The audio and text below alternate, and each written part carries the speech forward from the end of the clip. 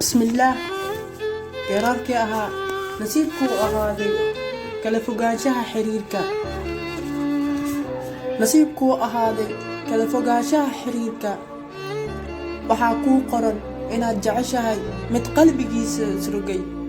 farxad lama qaboojin karo ama muruga maahin mid gariiri karta ama kaftan ah inay ka dhigayso inaad dareento qabow ama xitaa istiroogo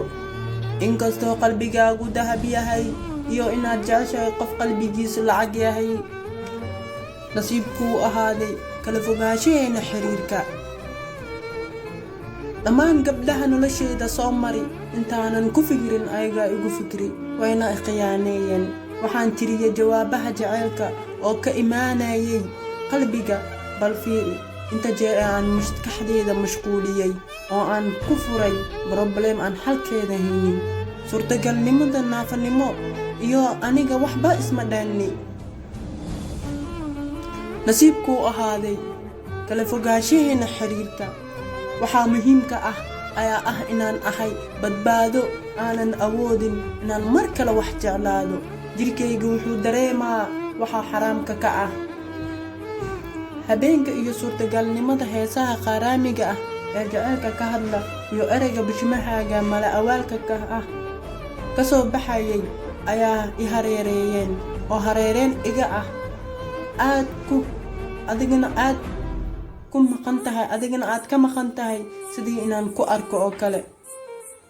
indhuhu waa mucjisooyin aan ka baqo indhaha ayaan kor u taagayay sayidku wuu i xanaaqi doonaa wuxuusan raali ka ahayn ayaan la ilmo qubay ilaah baan ku dhaartay waan kabsan doonaa kartidayda baan xoojin doonaa marnaba isma caburinayo waayo waxaan waa cashir dunida baa lagu bartaa cida wanaagsan cid xunba waad ku kala baranaysaa dunidan waxaan ka cabsan doonaa eebahayga adiga kaama cabsan doono haddaad i hor timaadana gacmo furan baan kugu soo dhaweyn doonaa nasiibkuu ahaaday kala fogaanshaheena xiriirka waxaad tahay curud waxaa kaliya ee aad u baahan tahay waa fikir curudnimo saraysa wadooyin fara badan aad kaga baxdo noloshaada iyo waajibka kaa saaran familkaaga iyo dalkaaga diintaada iyo horumarkaaga nasiibkuu ahaaday kala fogaanshaheena xiriirka adigu waxaad tahay curudka daawada waan kaa faa'iidi doonaa waxaad i bartay waan ogahay inaadan qaladkaaga ahayn haddii nolosheeda aad burido laakiin maxaan sameeyaa nasiibkuu ahaaday kala fogaanshaheena xiriirka